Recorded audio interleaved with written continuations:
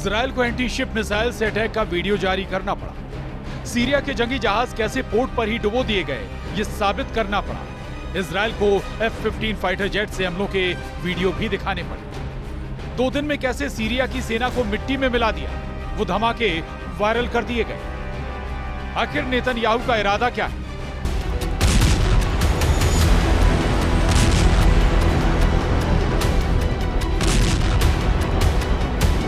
बशर अल असद को सत्ता से हटाने वाले मिशन के बाद भी इजराइल क्यों घबराया हुआ है? क्या सीरिया में ISIS की वापसी ने इजराइल को बहुत बुरा फंसा दिया है? तो उसका जवाब है ये वीडियो।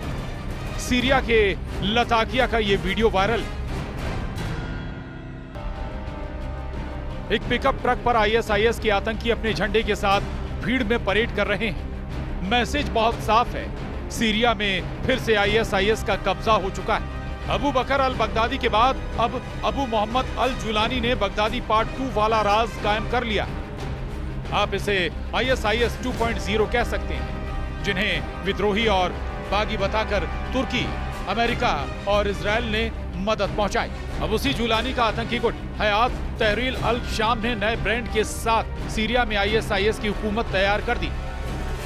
सीरिया में 48 घंटों के अंदर 400 से ज्यादा हमले करने वाले नेतन्याहू सब कुछ जानते हैं, लेकिन उनका एक बयान आने के बाद दुनिया हैरान रह गई। नेतन्याहू ने कहा है कि वो सीरिया में नई हुकूमत यानी ISIS 2.0 के साथ रिश्ते कायम करना चाहते हैं, लेकिन उनकी कुछ शर्तें। क्या सीरिया में नई सत्ता को लेकर नेतन्याहू किसी गलतफहमी का शिकार हुए हैं? क्या सीरिया में हयात तहरीर अल शाम या कहें अल कायदा या फिर इसके असली नाम ISIS को लेकर नेतन्याहू को किसी ने गुमराह किया? इन 2 तस्वीरों की तुलना इस वक्त बहुत सोशल मीडिया पर वायरल हो रही है। एक तस्वीर में है जुलानी का साथी मोहम्मद अल बशीर, जो सीरिया का नया कार्यवाहक प्रधानमंत्री बनाया गया है, और दूसरी तस्वीर ISIS के एक आतंकवादी की है, जो बगदादी की आतंकी वाली मुहिम को चाकू की धार से आगे बढ़ा रहा था। दोनों तस्वीरों में क्या समानता है, इस पर बहुत सी बातें हो रही हैं। जुलानी का साथी मोहम्मद अल बशीर 3 महीने के लिए सीरिया का कार्यवाहक प्रधानमंत्री बनाया गया है। सीरिया में सब उसका ISIS वाला इतिहास जानते हैं। अब ये सीरिया में नई सरकार बनाने का काम कर रहा है। अब तस्वीर के बाद वीडियो देखकर तुलना कीजिए कि जुलानी का डिप्टी मोहम्मद अल बशीर और उसका ISIS वाला काला इतिहास सीरिया को किस दिशा में ले जाएगा, क्योंकि सीरिया ने पिछले 15 सालों में इतना खून देखा है कि मर चुके बगदादी और ISIS का खौफ अब और बढ़ने लगा। इस वक्त सीरिया से बहुत से ऐसे वीडियो आ रहे हैं जिन पर ISIS की छाप है। बशर अल असद की सरकार में बगावत का विरोध करने वालों को बंधक बनाकर गोलियों से भूना जा रहा है। उनकी लाशें सड़कों पर घसीटी जा रही हैं, ये बताने के लिए कि अब सीरिया में बगदादी पार्ट 2 आ चुका है और असद के समर्थकों का सामना अब मौत से। असद समर्थकों की तलाश में गलियों और मोहल्लों की तलाशी ली जा रही है। उनकी हत्या के वीडियो वायरल किए जा रहे हैं। बहुत साफ सी बात है कि जुलानी के खूनी दस्ते अब सीरिया में 2017 की हार का बदला ले रहे हैं।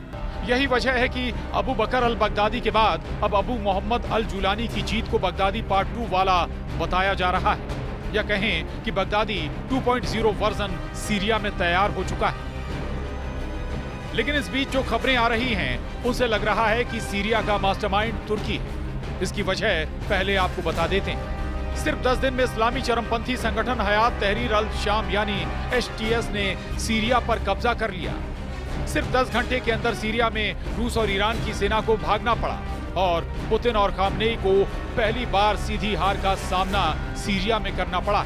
सिर्फ 10 मिनट के अंदर सीरिया के राष्ट्रपति बशर अल असद को रूसी हवाई जहाज से मॉस्को भागना पड़ा। आखिर सीरिया के अंदर इतनी तेजी से असद, पुतिन और खामनेई चारों खाने चित्त कैसे हो गए? कैसे अमेरिका, इजराइल की बड़ी जीत सीरिया में हो रही है? कौन है सीरिया में जीत का असली मास्टरमाइंड? हम आपको दिखाने जा रहे हैं कि कैसे तुर्की ने सीरिया में ऐसी जंगी चाल चली है कि 10 दिन के अंदर हयात तहरीर अल शाम के चीफ कमांडर जुलानी ने कब्जा कर लिया है।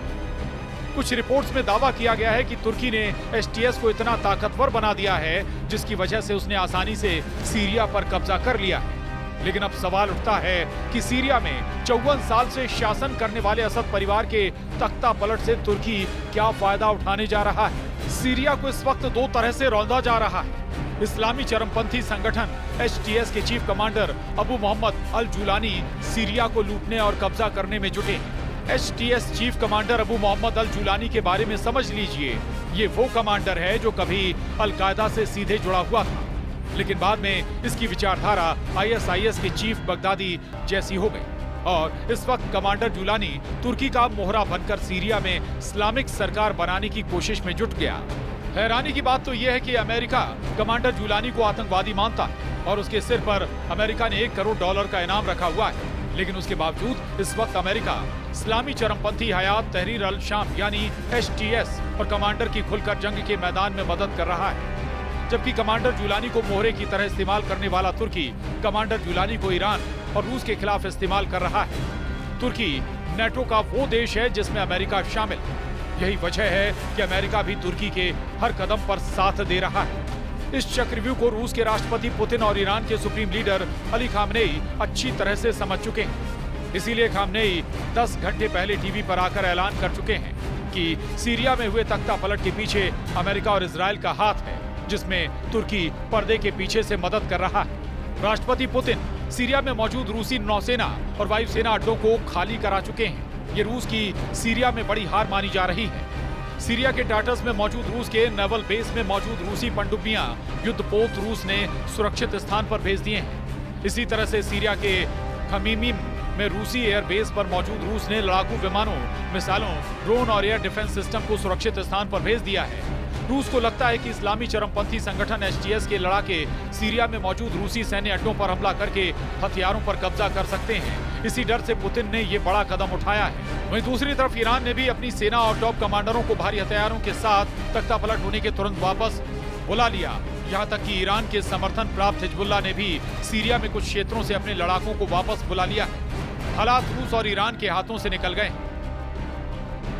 इस बीच पश्चिमी सीरियाई प्रांत लताकिया से ऐसी कुछ तस्वीरें सामने आई हैं जिनमें विद्रोही लड़ाके पूर्व राष्ट्रपति हाफिज अल असद की आग के हवाले कर दी गई कब्र से निकाले ताबूत पास खड़े दिख रहे हैं। सीरिया के अपदस्थ राष्ट्रपति बशर अल असद के पिता के मकबरे के एक हिस्से में आग लगाने की भी खबरें हैं। ऐसा माना जा रहा है कि उनकी कब्र से ताबूत को बाहर निकालकर उसे भी आग लगा दी गई है, जिसको कमांडर जुलानी के मिशन सीरिया के पूरा होने की पक्की खबर मानी जा रही है। और अब इधर जुलानी का मिशन सीरिया पूरा होने के बाद नेतन्याहू ने नई सरकार से दोस्ती करने की ख्वाहिश जाहिर की है। ये बात सुनकर नेतन्याहू के समर्थक भी हैरान हैं, लेकिन नेतन्याहू अब सीरिया में गोलान की पहाड़ियों पर पहुंचकर अपनी बड़ी जीत का दावा कर रहे हैं। टूटा और बिखरा हुआ सीरिया जो इस वक्त ISIS के आतंकवाद की चपेट में है, नेतन्याहू की सेना उसके उस हिस्से पर काबिज हो गई। नेतन्याहू इस नए बफर जोन को सुरक्षा का अस्थायी इंतजाम बता रहे हैं, लेकिन बड़ा सच यह है कि संयुक्त राष्ट्र ने इसे अवैध बताया और कहा है कि नेतन्याहू 1974 के विस्थापन समझौते का उल्लंघन कर रहे हैं। इजराइल ने 1967 में दक्षिण पश्चिम सीरिया के गोलान के पहाड़ों पर कब्जा कर लिया था। अमेरिका को छोड़कर बाकी दुनिया और भारत भी इसे सीरिया की जमीन पर इजराइल का कब्जा मानता है। सीरिया ही नहीं, अब सीरिया के पड़ोसी देशों के लिए भी आने वाला वक्त खतरे से खाली नहीं। युद्ध कहां कब शुरू होगा ये अब अमेरिका और इजराइल से ज्यादा जुलानी तय करेगा। सीरिया में तो उसने बिना लड़े दमिश्क पर कब्जा कर लिया। सवाल है कि क्या अब उसका टारगेट तेल अवीव होगा या फिर वो बाकी अरब मुल्कों पर नजर गड़ाएगा। हालांकि अमेरिका और तुर्की तो HTS की जीत से खुश हैं, लेकिन इजराइल काफी सतर्क है। असल में इस्लामिक चरमपंथी संगठन हयात तहरीर अल शाम यानी HTS का मतलब है लेवंत की मुक्ति के लिए संगठन। IDF के पूर्व ऑपरेशन प्रमुख खिसरेल चिफ का दावा है कि HTS यानी लेवंत की मुक्ति के लिए संगठन का मिशन है सीरिया, लेबनान, जॉर्डन और इजराइल को मिलाकर एक नया इस्लामिक देश बनाना। Bureau report, news 18।